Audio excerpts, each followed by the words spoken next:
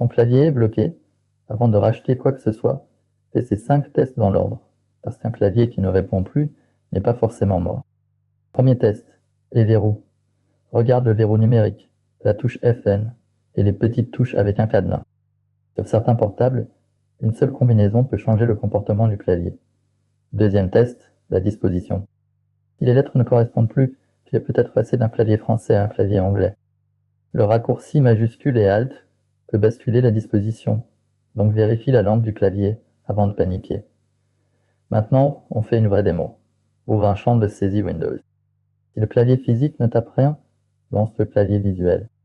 Si le clavier visuel fonctionne, Windows reçoit bien la saisie. Le problème vient plutôt du clavier physique, du verrouillage ou du pilote. Ensuite, ouvre le gestionnaire de périphériques, section clavier. Si tu vois un périphérique en erreur, tu peux désinstaller le périphérique clavier, puis redémarrer. Windows réinstalle souvent le pilote automatiquement au redémarrage. Quatrième test, la session. Essaie sur l'écran de connexion ou avec un autre compte. Si le clavier marche là, le problème peut venir de ta session, d'un réglage ou d'un logiciel lancé au démarrage. Cinquième test, le matériel. Branche le clavier sur un autre port USB, puis si possible sur un autre PC.